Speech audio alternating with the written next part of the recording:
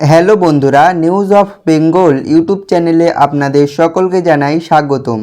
বন্ধুরা, আগামী 1 জুন শনিবার ভারতবর্ষের 8টি রাজ্য মিলিয়ে মোট 57টি লোকসভা আসনে ভারতীয় গণতন্ত্রের মহা উৎসব তথা সপ্তম দফায় লোকসভা নির্বাচন। আর এই সপ্তম দফায় লোকসভা নির্বাচনে পশ্চিমবঙ্গের 9টি লোকসভা কেন্দ্রে ভোট গ্রহণ পর্ব অনুষ্ঠিত হবে। এই 9টি আসন হল দমদম, বারাসাত, বসিরহাট, জয়নগর, মথুরাপুর, ডায়মন্ড হারবার, যাদবপুর, কলকাতা উত্তর ও কলকাতা দক্ষিণ।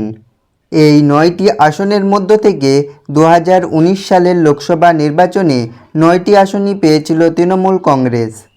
আমাদের ভিডিওর মূল টপিক হলো সপ্তম দফা তথা শেষ দফা লোকসভা নির্বাচনে বাংলায় 9টি আসনের মধ্য থেকে সবথেকে গুরুত্বপূর্ণ আসন হলো বসিরহাট লোকসভা কেন্দ্র। এই বসিরহাট লোকসভা কেন্দ্র থেকে 2024 সালের লোকসভা নির্বাচনে কোন রাজনৈতিক দল সম্ভাব্য এগিয়ে থাকতে পারে বা জিততে পারে এ নিয়ে বিস্তারিত আলোচনা করব এই ভিডিওতে। তো অবশ্যই ভিডিওটি স্কিপ না করে শেষ পর্যন্ত দেখার চেষ্টা করবেন।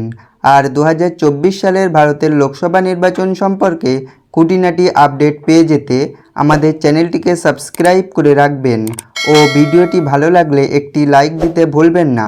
তো বন্ধুরা, আপনারা কোন জেলা থেকে দেখছেন বা কোন লোকসভার আন্ডার থেকে দেখছেন সেটা কিন্তু কমেন্ট বক্সে লিখে জানিয়ে দেবেন। তো বন্ধুরা, চলুন তাহলে এবার আমরা মূল ভিডিওটি শুরু করি। আপনারা অন স্ক্রিনে দেখতেই পাচ্ছেন 2024 সালের লোকসভা নির্বাচনে শেষ দফায় পশ্চিমবঙ্গের যে 9টি গুরুত্বপূর্ণ আসন রয়েছে তার ভিতর থেকে সবথেকে বেশি গুরুত্বপূর্ণ আসন হলো বসিরহাট লোকসভা কেন্দ্র। এই বসিরহাট লোকসভা কেন্দ্রে সমীক্ষায় কি উঠে আসছে সেটা কিন্তু এই ভিডিওতে জানিয়ে দেব। তো বন্ধুরা, সমীক্ষাটি শুরু করার আগে বলে রাখি, এই সমীক্ষা কিন্তু কোনো রাজনৈতিক দলকে আঘাত করার উদ্দেশ্যে করা নয়। শুধুমাত্র কিছু স্বনামধন্য সংবাদ মাধ্যমের রিপোর্টের ভিত্তিতে ও বর্তমান সিচুয়েশনের কথা মাথায় রেখে এই সমীক্ষা তৈরি করা হয়েছে।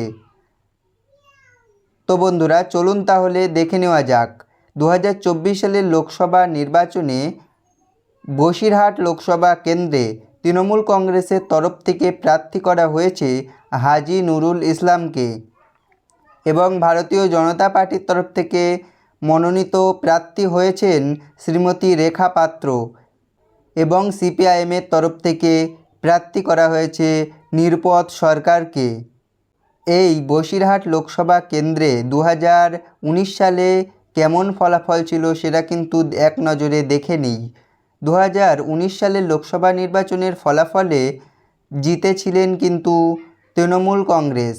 তৃণমূল কংগ্রেসের তরফ থেকে 2019 সালে প্রার্থী করা হয়েছিল নুসরাত জাহানকে।